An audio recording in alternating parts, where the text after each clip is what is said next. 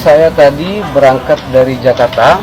Setelah pengumuman dari Bareskrim itu, saya datang ke sini sengaja untuk terutama yang berkaitan dengan saya. Saya ingin meminta maaf kepada Bapak karena telah memposting ijazah beliau tanpa izin.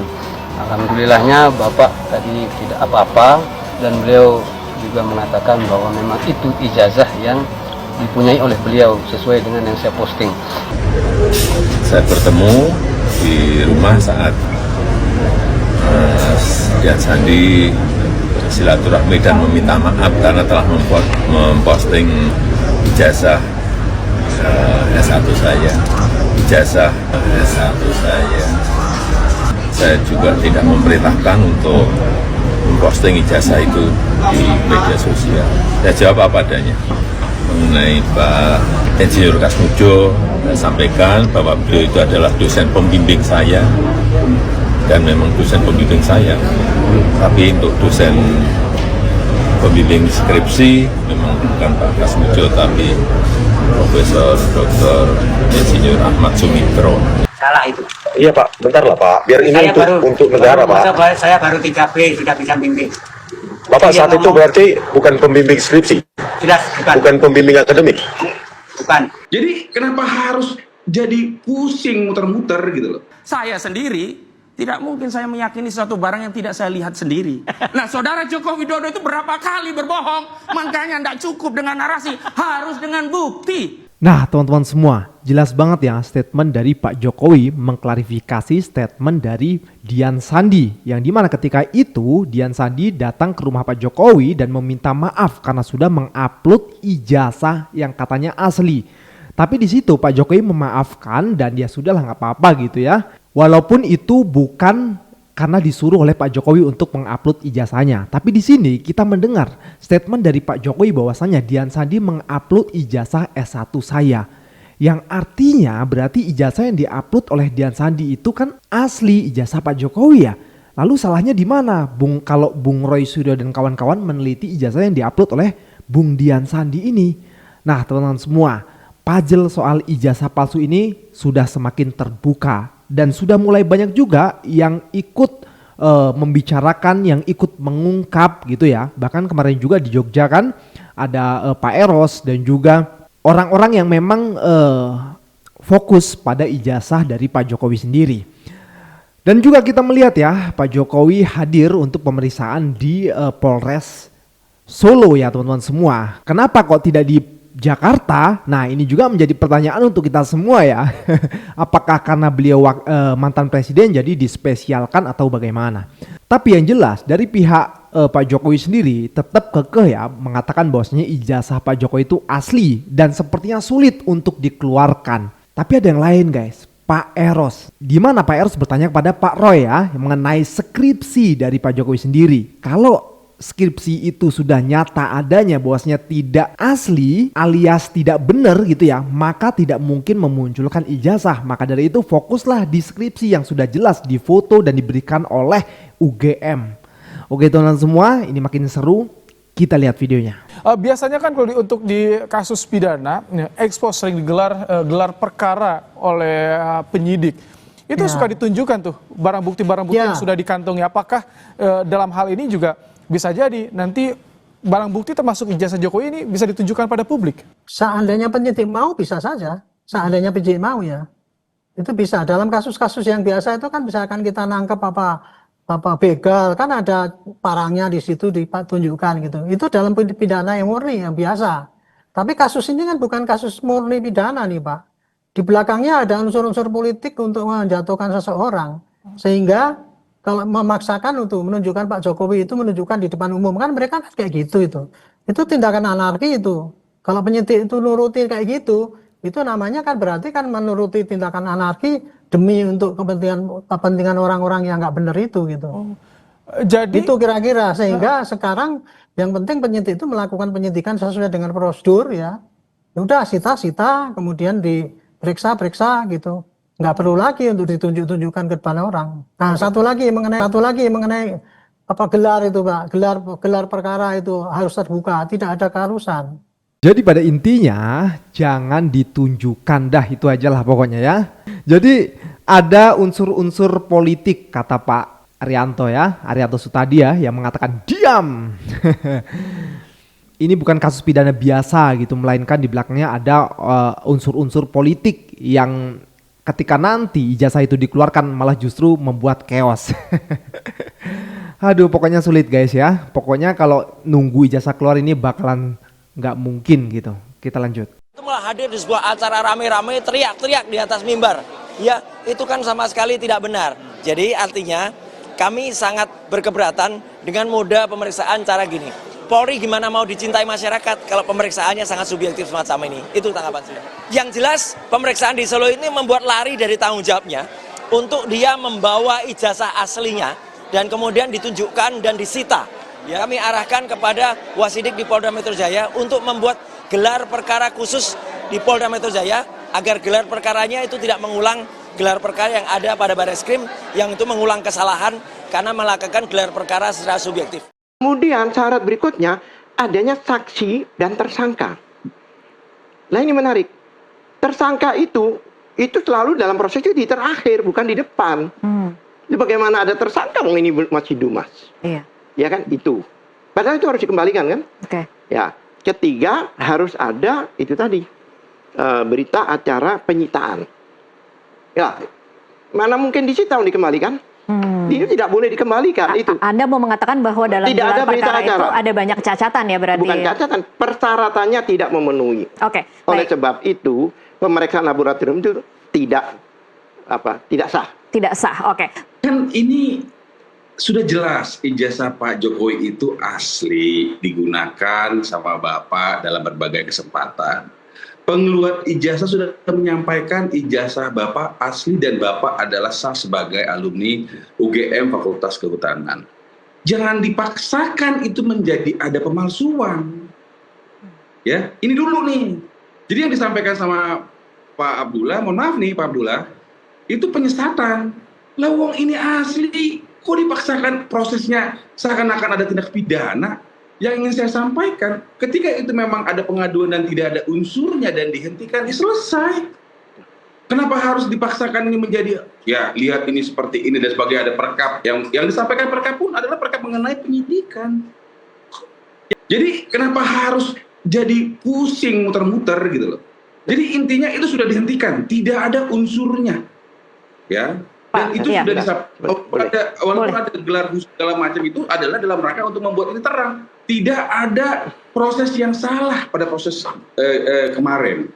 Anda itu ngelihat nggak skripsi yang diberikan oleh wakil rektor kepada Anda?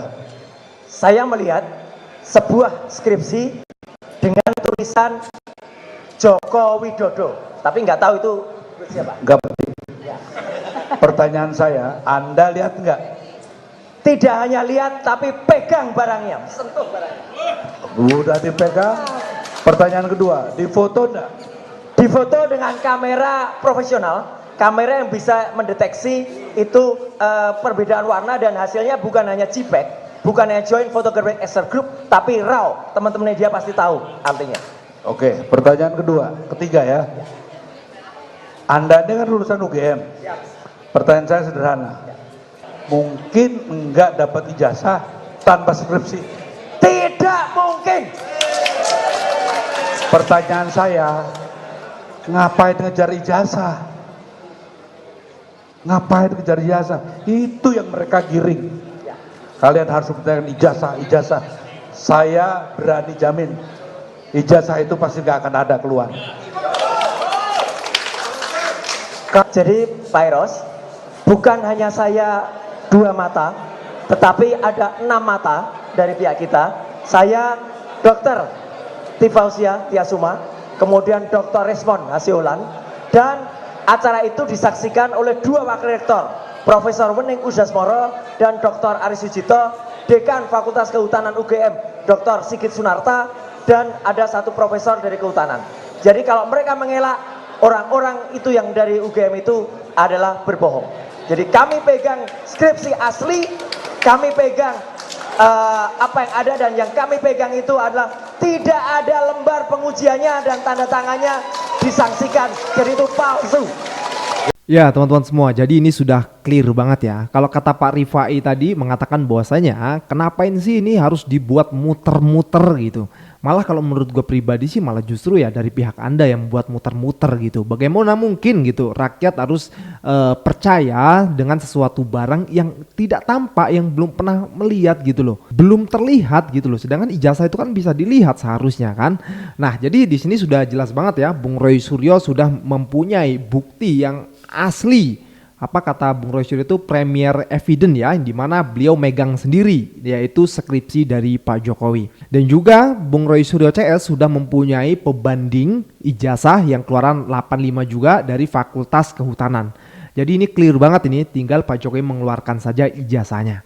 Jadi nggak perlu harus muter-muter lagi. Makin seru ya teman-teman semua. Nah pertanyaannya, kenapa sampai hari ini Pak Prabowo tidak menyinggung soal ijazah? Tidak mau menyuruh anak buahnya, stafnya untuk mengungkit menelusuri ijazah tersebut? Atau bagaimanalah intinya? Keluarkan statement tentang ijazah ini, karena kan keributannya sudah luar biasa di masyarakat ya kan, sudah viral banget dan berbulan-bulan berjilid-jilid nggak habis-habis. Lalu di mana Pak Presiden? Belum lagi soal pemakjulan dan lain sebagainya. Apalagi kemarin malah Pak Prabowo menghadap sama Pak Jokowi. Ini gimana konsepnya? Nah coba kita dengarkan statement dari Pak D. Ini dia. Kenapa Pak Prabowo kok tidak kunjung bersuara terhadap kasus ijazah Pak Jokowi? Atau masalah pemakzulan itu Pak Prabowo cenderung tidak berpihak? Iya, enggak, tidak juga tidak. Nah ini sebetulnya kalian harus tahu ya, obsesinya bapak kita ini. Nih andai kata saya jadi Pak Prabowo nih, apa yang saya obsesikan itu Pak Prabowo, andai saya Pak Prabowo ya, ya obsesinya itu kurang lebih ada 5 lah sekurang-kurangnya, sejak beliau dari muda dulu ya. Yang pertama, obsesi beliau itu ingin dilantik jadi presiden. Nah itu karena kabar kemenangan itu udah sering kali dulu diomongin. Pilpres yang pertama, menang, berdasarkan survei menang, ini menang, akhirnya pidato kemenangan, tapi nggak dilantik. Yang kedua juga begitu, di Kertanegara, pidato kemenangan, nggak dilantik, gitu kan? Jadi dilantik itu bagian dari obsesi. Makanya ketika beliau dilantik kemarin, waduh, itu plong, itu dilantik dan pidato.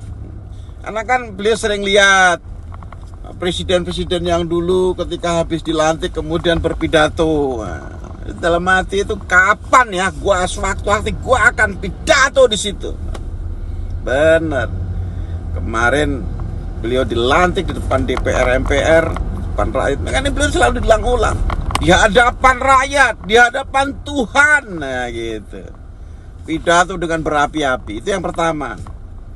Lalu obsesi yang kedua, itu beliau pergi ke luar negeri, ya. Emang itu jadi obsesi. Makanya sekarang kan sering ke luar negeri itu, karena bagian dari obsesi beliau itu pergi ke luar negeri, pidato di sidang PBB misalnya, pidato di konferensi G7, G20, konferensi ini di ASEAN pakai bahasa Inggris tanpa teks. Kemudian disiarkan ke seluruh dunia, ya, masuk ke pemberitaan dalam negeri. Wah, Pak Bro begini, bahasa asingnya mantap. Itu dan sudah terlaksana. Obsesi yang ketiga itu apa? Duduk di situ tuh, di istana, ya. Ya melantik kabinet segala macam itu nggak terlalu, bukan bagian yang, karena nggak terlalu sering beliau. Tapi dia bisa duduk mimpin sidang di istana negara, itu bagian dari obsesi beliau. Obsesi Pak Prabowo, karena sering lihat dulu zaman Pak Harto mimpin sidang, zaman SBY, ya, zaman Pak Jokowi, Kapan gua duduk di situ mimpin sidang kabinet? Makanya nggak heran kabinetnya gemuk. Kemudian dia mimpin sidang depan, wah, menterinya banyak. Itu bagian dari Tapi kalau cuman sidang beberapa menteri dilihat, ya nggak ada nih. Tapi menterinya banyak, ada wakil menteri, setiap menteri punya wakil menteri, punya staf khusus, punya staf ahli. Wah, itu obsesi yang ketiga. Obsesi yang keempat nih. Apa itu? Beliau disambut secara kemiliteran dan drum band tentara beneran. Drum band beneran. Karena selama ini itu orang-orang Gerindra itu dipakein baju, pakai macan juga gitu, kayak macan tidar itu, terus kemudian kayak cangkok Lokananta itu kan malah dulu diplesetkan presidenan pakai C gitu. Sekarang obsesinya terkabul. Makanya nggak heran kalau misalnya di luar negeri disambut dengan yang megah, di sini kalau tamu datang juga disambut dengan megah, drum band ditampilkan, dan tidak heran kemarin 1 resimen drum band 3 angkatan plus 1 Polri diberangkatkan ke India, iya nggak sih? Drum band itu. Nah yang kelima nih yang kayaknya belum, dia tuh kepengen nih kalau saya jadi Pak Presiden juga itu menyerahkan itu bendera pusaka pada saat upacara 17 Agustus di istana. Wah, jadi dia ngelihat dulu Pak Harto set nyerahkan gini, paskibraka-nya tok tok tok. Wah, itu setiap kali langkah tok itu hati Pak Prabowo der kapan gua begitu. Kemudian Bu Mega nyerahkan, Gus Dur nyerahkan, SBY nyerahkan, Jokowi nyerahkan begini. Beliau kepengen. Jadi jangan harap upacara 17 Agustus diadakan di IKN, enggak mau. Karena begininya ini loh, nyerahkan. Yang lain-lain enggak terlalu penting. Wallahu a'lam bishawab.